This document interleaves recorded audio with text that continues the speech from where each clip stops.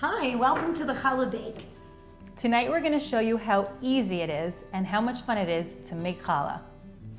So Estee, let's get started. So we've got our aprons, we've got all of our ingredients, we've got our bowl, and most important, we've got this beautiful challah card that doesn't only tell you what the recipe is, but it actually tells you the thoughts and feelings you should have as you're putting in each ingredient. Your bowl represents your family. Okay, should we start with the flour? Yep. We're going to measure out 3 cups of flour.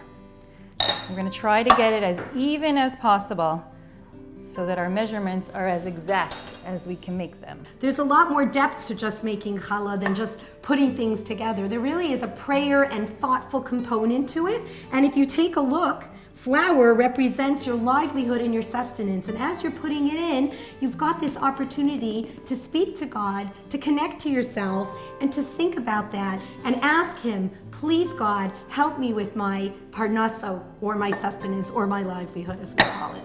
Wow. Okay. I think next we're going to put in the sugar.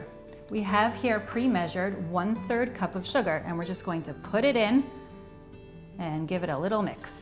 What does sugar represent to us? Sweetness, that's what we're looking at. We're all here looking for a sweet and wonderful year. We're looking for a life that's ma tov u'manayim. That's what we think about when we put the sugar in. Okay, ready for the yeast? We're going to put in 1 tablespoon of instant dry yeast. It really works well, and it's super simple because no proofing is required. And when we put yeast in, what do we think about? All the rising that has to happen, all the growth. And that's what life is all about. That's what we're looking for, growing and expanding, becoming the best that we can be. Okay, now we're going to put in the salt. We have 1 teaspoon of salt. Everybody measure out 1 teaspoon. That's it, but it's going to do its job to make wonderful challah. And I'm going to mix all those dry ingredients together. What's salt? Salt's got a little sting. Salt represents criticism. And when we're going to criticize someone, we got to think twice. And so we take our salt and we hide it among all the other ingredients. Try to keep it next to the sugar. Okay, now we're ready for the oil. We have here 1/3 cup of oil, and we're just going to simply pour it in. Oil represents blessing and abundance. And when you're pouring in that oil, you need to be thinking about yourself and all your family members. Think about their names. Think about the blessings that you'd like to see happen to each and every one of them. Okay, now we're going to pour in the egg. I've pre-checked this egg to make sure there's no blood spots in this egg at all. And we're going to pour it in.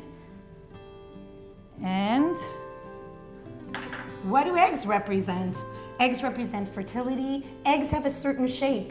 They're an oval. It's like cycle of life. Sometimes we're up and sometimes we're down. What are we looking for? God's guidance in all of those times. Torah is the instructions to living. And so when we put in that water, that's what we're really asking God. Give us guidance. Give us that understanding to life. And where are we going to find it? From our blessed Torah. It's really something. that's amazing. Yeah. So now I see like Estee's getting very busy kneading. And what are we doing when we're kneading? We're putting all the different personalities and all the different ingredients that our families are made of. And we're putting it together into one beautiful, united, soft, warm, delicious challah. That's what it's about. And the dough is just coming together. And I'm trying to get all those pieces from the side into one ball, so that we can really work this dough to get the gluten rising and working hard to get fluffy and really delicious challah. This is my favorite part. This is my getting all my frustrations out. So you want to help? It's almost like an exercise. You want to help? Let's see your biceps. Go, girl. Okay. Okay, I'm going to take it out of the bowl and really work this dough to create a soft, elastic dough that will be super simple to work with. Estee, how do you know when you've finished like kneading, when you've done enough? My arms are hurting. But really, you can feel it in the dough. You can feel the elastic and the resistance in the dough. And once you've finished, you want that the dough, as you can see, it's all sticking to me, but you want the dough to have a bit of stickiness something that will bounce back at you.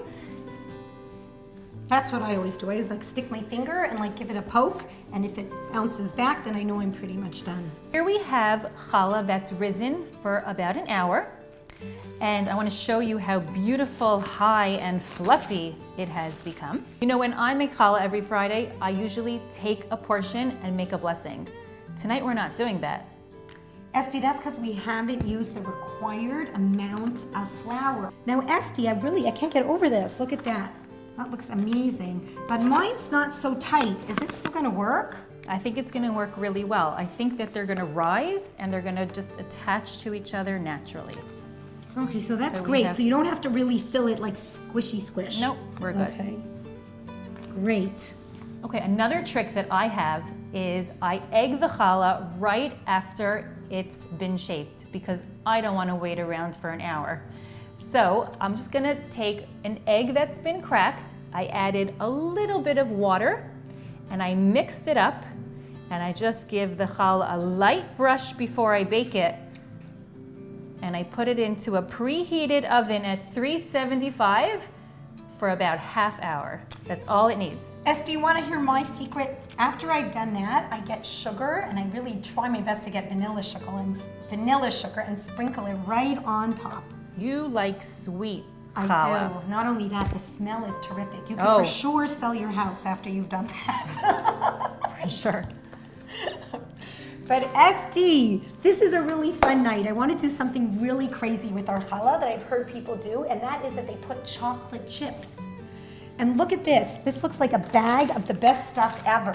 What are these called? Oh, black bag chocolate chips. They look great. So how would you stick your chocolate chips in now?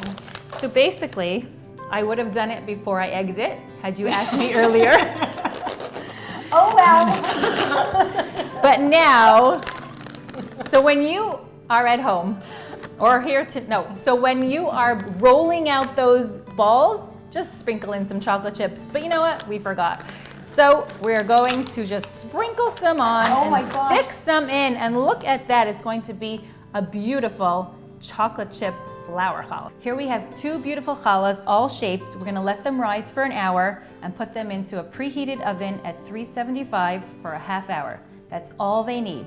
And your house is gonna smell ready for Shabbos. So amazing, Estee, because I've always been baking them at 350 for an hour, so I guess 375 cuts down that time.